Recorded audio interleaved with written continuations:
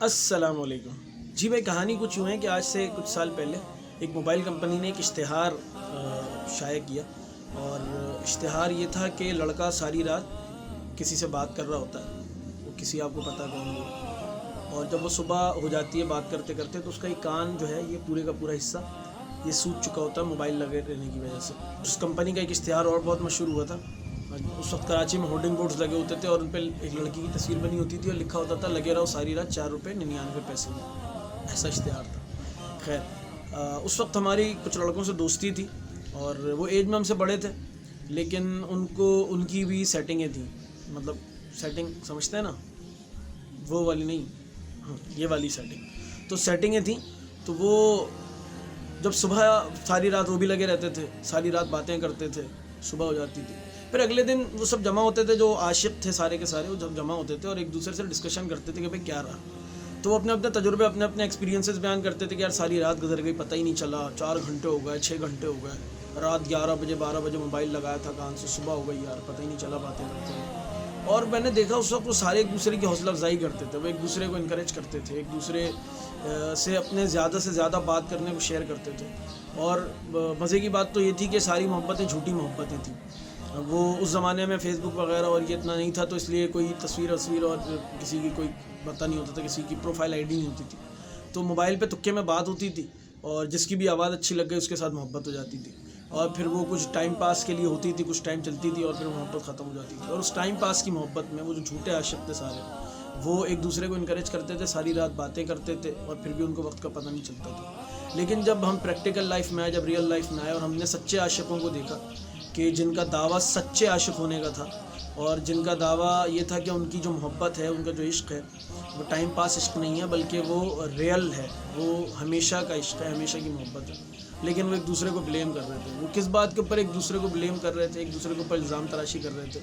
کہ اگر ایک عاشق 20 رکعت میں کھڑے ہو کے اپنے محبوب سے باتیں کر رہا ہے تو 8 رکعت پڑھنے والا اس کو بلیم کر رہا ہے، اور اگر کوئی 8 رکعت پڑھ رہا ہے تو 20 رکعت پڑھنے والا اس کو الزام دے رہا ہے کہ تم اتنی دیر کیوں اپنے عاشق اور محبوب سے باتیں کرتے ہو۔ یہ تو عاشق اور معشوق کا معاملہ ہے، یہ تو حبیب اور محبوب کا معاملہ ہے، یہ تو اللہ اور بندے کا معاملہ ہے۔ ہو سکتا ہے کہ آپ کی تشنگی 8 رکعت کے بعد بھی رہ جاتی ہو سکتا ہے کہ 20 رکعت کے بعد بھی کسی کی پیاس نہ بجھتی ہو سکتا ہے کہ آپ کی نماز حضرت عثمان غنی رضی اللہ تعالیٰ عنہ جیسی نماز ہو جو ساری رات گزر جاتی ہو اور 2 رکعت ہی مکمل نہ ہوتی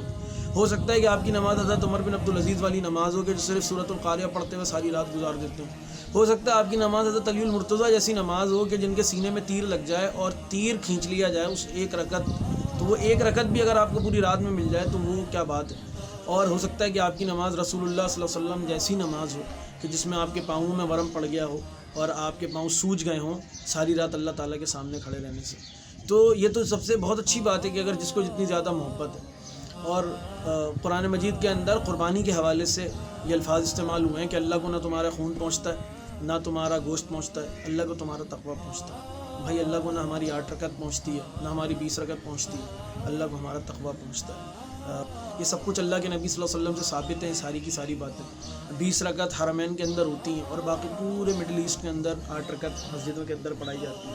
ہے نا، تو وہاں پہ بھی 8 رکعت 20 رکعت پڑھتے ہیں۔ اور میں آپ کو ایک اور بھی بات بتاؤں، اگر آپ اس کے درمیان میں بھی کہیں چھوڑ دیتے نا، اپنی جتنی آپ کی حیثیت ہے اس کے مطابق، جتنی آپ کی کیپیسٹی ہے اس کے مطابق اگر آپ نے بیچ میں بھی کہیں چھوڑ دیتے نا، آپ یقین کریں اللہ تعالیٰ آپ کو پکڑ کے جہنم میں نہیں ڈالے گا،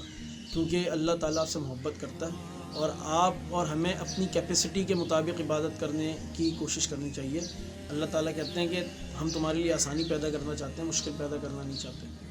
تو دکھ ہوتا ہے، تکلیف ہوتی ہے جب میں لوگوں کو آپس میں اس کے اوپر بحث کرتے دیکھتا ہوں، اس کے اوپر لڑتے دیکھتا ہوں۔ واصف علی واصف صاحب کا ایک جملہ ہے مجھے بہت اچھا لگتا ہے۔ واصف صاحب کہتے ہیں کہ اگر تعلق رکھنا ہے تو جھگڑا کس بات کا، اور تعلق نہیں رکھنا تو جھگڑا کس بات کا۔ میں اس کو تھوڑا سا چینج کر کے ایسے بولوں گا